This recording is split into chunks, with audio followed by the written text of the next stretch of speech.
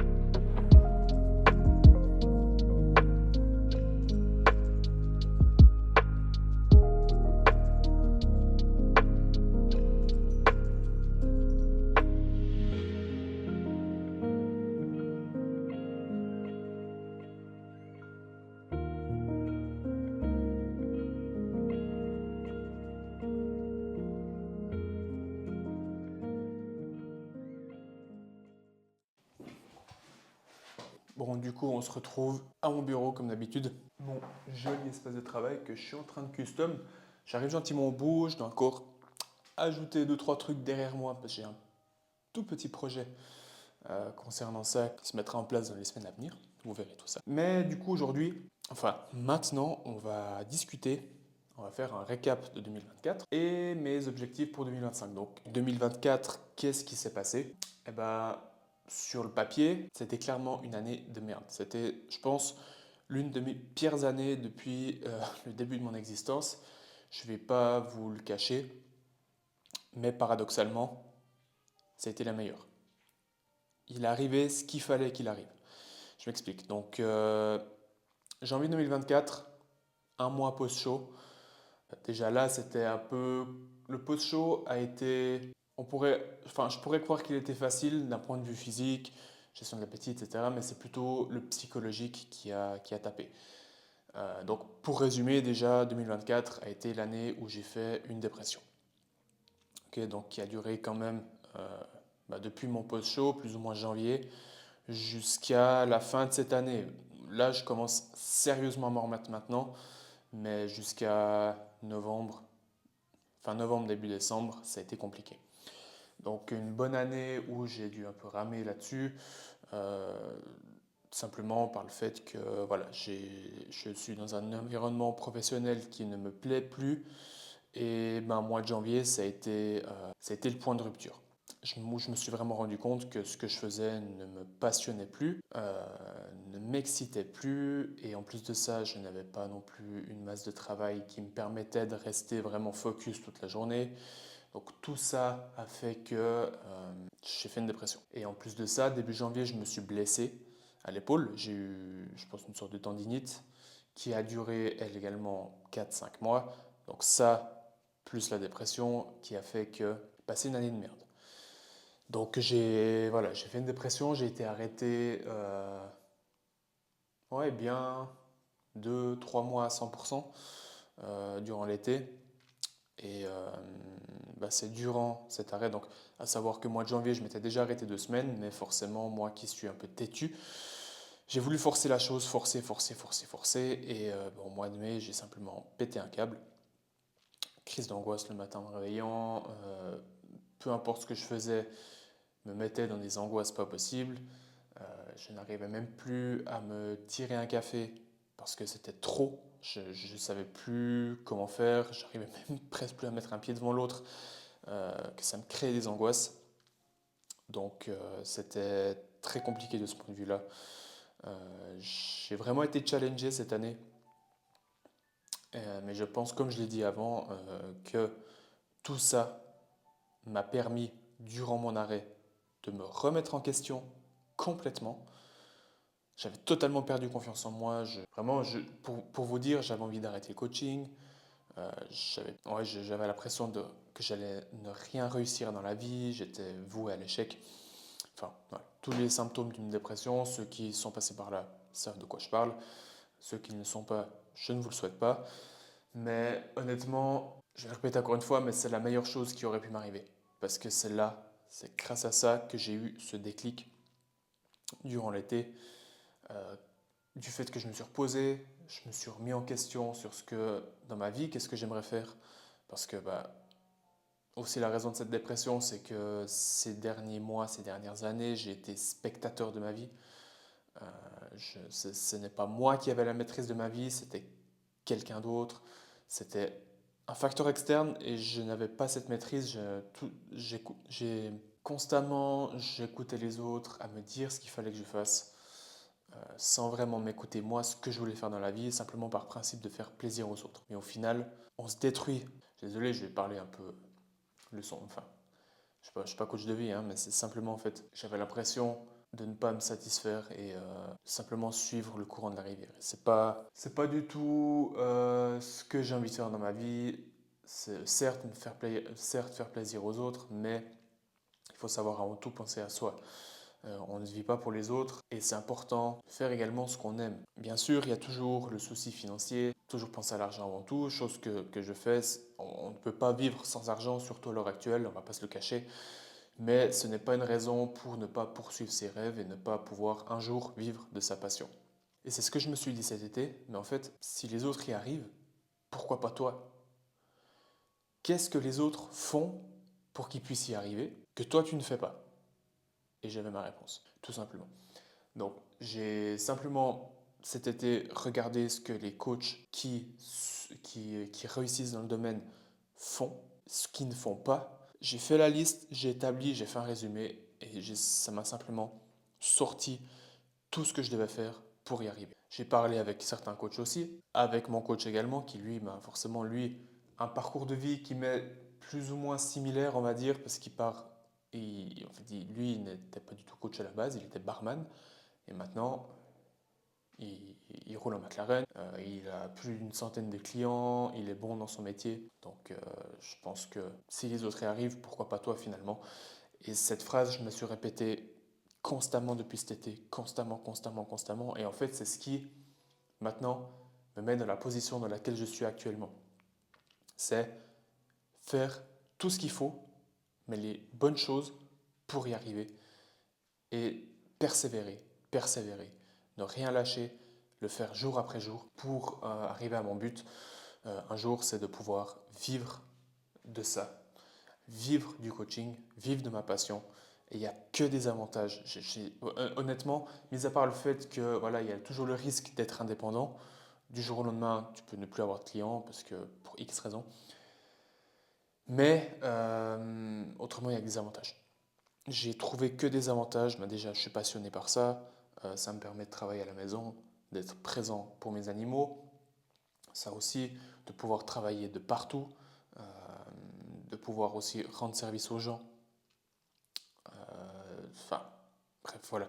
Il y a, il y a tellement d'avantages pour en faire une liste longue comme mon bras. Mais vraiment, maintenant, le mindset est totalement différent. Et ça, c'est franchement grâce à cette dépression que j'ai fait cet été, qui m'a remis les idées en place, qui m'a ravivé cette flamme que j'avais perdue.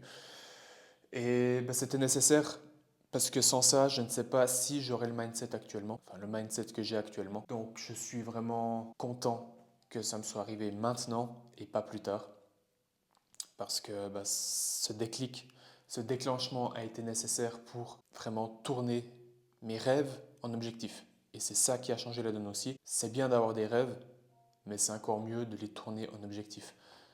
Parce que les rêves, c'est quelque chose qu'on poursuit sans fin, qu'on ne pense ne pas y arriver un jour.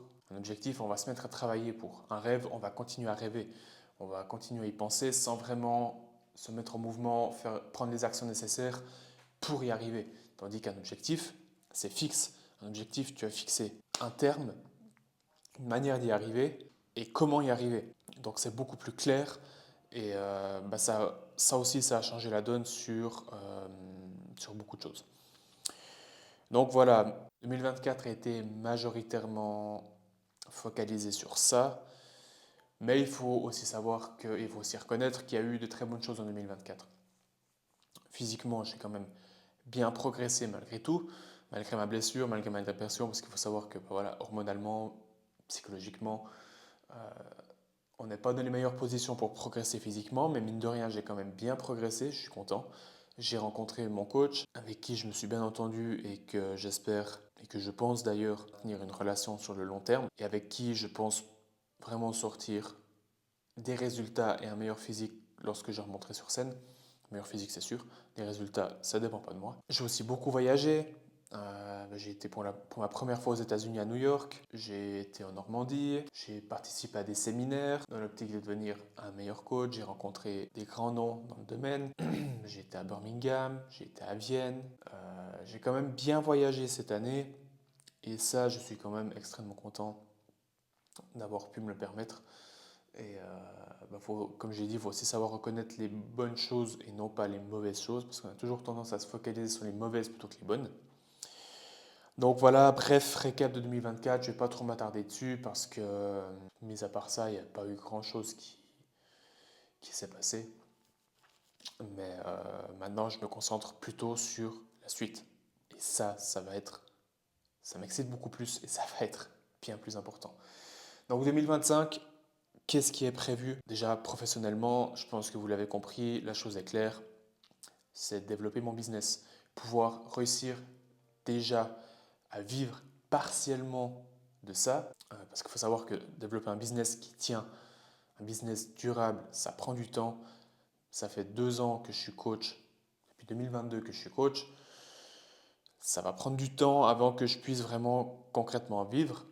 Mais ça ne veut pas dire que je ne dois pas mettre toutes les chances de mon côté pour y arriver le plus vite possible. Ça ne veut pas dire que je dois traîner pour autant. Donc vraiment le but c'est de pouvoir en vivre partiellement déjà le plus rapidement possible. Et je vais vraiment tout mettre en œuvre pour ça. Et ça va passer par être un meilleur coach. Je pense qu'actuellement avec les systèmes que j'ai, la manière dont j'ai de gérer mes clients, je suis très satisfait de ce point de vue-là pour le moment.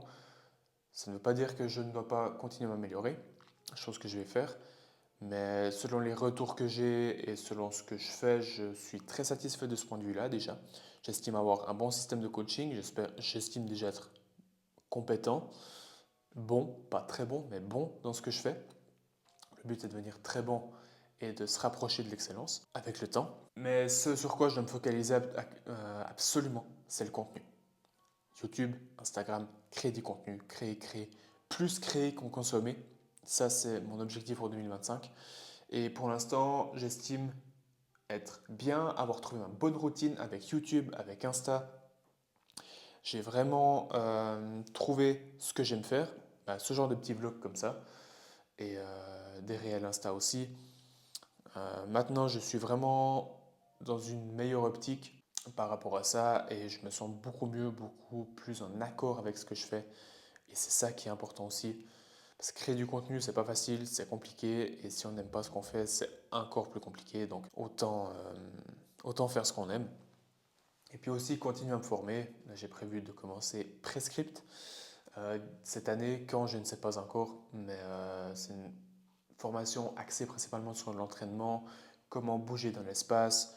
Une formation aussi axée sur beaucoup ce qui est anatomie fonctionnelle, donc les fonctions de la colonne vertébrale, des hanches, des genoux, de l'épaule. Vraiment comment ton corps bouge dans l'espace, comment appliquer ça à l'entraînement. Également toute une grosse partie biomécanique, méthodologie d'entraînement. C'est vraiment ça sur quoi j'ai envie de me focaliser avec la préparation physique. Parce que la nutrition, j'estime avoir de bonnes bases.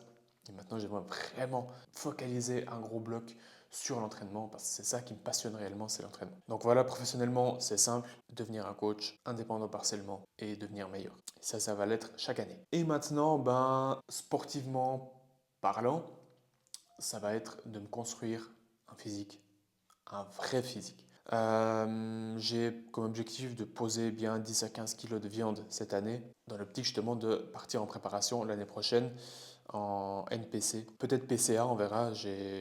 Cette fédération me plaît assez bien, mais principalement axée sur NPC quand même en fin 2026, en classique. Donc pour ça, il faudra que vraiment je mette le paquet de viande et je me réjouis de commencer ma prise de masse qui débutera d'ici que je reçois les résultats des prises de sang qui se feront jeudi prochain.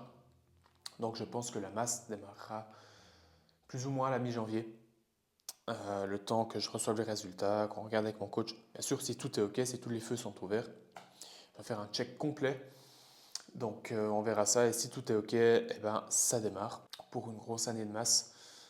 Comme je l'ai dit, j'ai 10 à 15 kg de muscles, de muscles au minimum à poser cette année et je pense que les choses vont être faites. En tout cas, le mindset par rapport à ça est clair, c'est agir comme un pro. Non pas que mon objectif est de passer pro l'année prochaine, mais dans le sens où si tu fais déjà tout ce qu'il faut comme un pro pour y arriver, tu mets déjà beaucoup plus les choses de ton côté. Et ça passe par s'occuper de sa récupération, s'entraîner dur, manger en conséquence et avoir le mindset pour. Et l'objectif en termes de placement, en termes de résultats en 2026, ça va beaucoup dépendre de mon physique.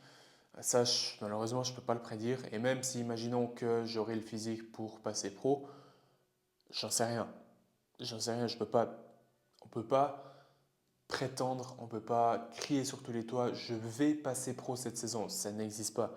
Même, encore une fois, si vous avez le physique pour passer pro, il peut toujours y avoir un gars qui sort de nulle part et qui déglingue tout le monde et qui part avec la carte pro et vous ressortez avec une médaille d'argent. C'est impossible de prédire à 100% que vous allez passer pro. Cependant, ce n'est pas une raison pour dire que votre objectif, ce n'est pas de passer pro. Je pense que tout le monde a le droit de dire qu'un jour il aimerait passer pro, ce qui est mon cas, mais je ne pense pas l'être. Il faut savoir être réaliste aussi. Le niveau est extrêmement élevé et je vais le voir sur les compétitions cette année parce que je vais en faire plusieurs en tant que spectateur. Le niveau est élevé. Donc peut-être que ce sera la saison prochaine, peut-être que ce sera la saison d'après, peut-être que ce sera encore la saison d'après, j'en sais rien. Mais je me suis fixé quand même un objectif de de passer pro avant mes 30 ans. Actuellement, j'ai 26 ans, donc je pense que ça reste plus ou moins réaliste par rapport à ça. Et passer pro, c'est une chose, mais après, comme je l'ai dit toujours, c'est là où les choses sérieuses commencent, ça nous ramène en fait en bas de la chaîne. Et ensuite, il faut remonter pour gagner un Pro Show, retomber en bas de la chaîne et remonter pour faire un bon placement à l'Olympia. Au moins entrer dans le top 16, ce qui est déjà pas mal. Donc voilà, sportivement, je pense que c'est clair. Et du coup, on va dire plus personnellement, c'est vraiment développer mon mindset. Être une meilleure personne tout simplement, avoir une meilleure façon de penser, toujours un meilleur comportement. C'est l'objectif vraiment personnellement d'être simplement une meilleure personne. Et ça, ça va beaucoup m'aider, que ce soit professionnellement, sportivement. Ça va avec l'optique de développer son mindset d'un point de vue sportif. Donc c'est vraiment mon objectif aussi personnellement et autrement. Simplement être moi, être en bonne santé et puis je pense que c'est amplement suffisant d'un point de vue personnel aussi. Donc voilà, maintenant les objectifs sont posés, il n'y a plus qu'à se mettre au travail parce que parler c'est bien beau, mais faire les choses c'est encore une chose différente. Et ça commence par faire tout ça. Donc voilà, ah oui, et puis j'ai un feu de cheminée parce que ma bougie est terminée, il faut que j'en rachète une d'ailleurs. Voilà pour cette petite vidéo. Prochaine vidéo, on fera un full day of eating. Je vais vous montrer ce que je mange et je vais vous expliquer aussi comment un peu mettre en place ce reverse. Chose qui est parfois un peu floue, il y a beaucoup d'a priori là-dessus. Donc j'essaierai de mettre ça au clair le plus possible. Je vous montrerai comment je fais de mon côté également. Et puis j'espère que en tout cas cette petite vidéo vous a plu et nous on se retrouve du coup à la prochaine et je vous dis à très bientôt.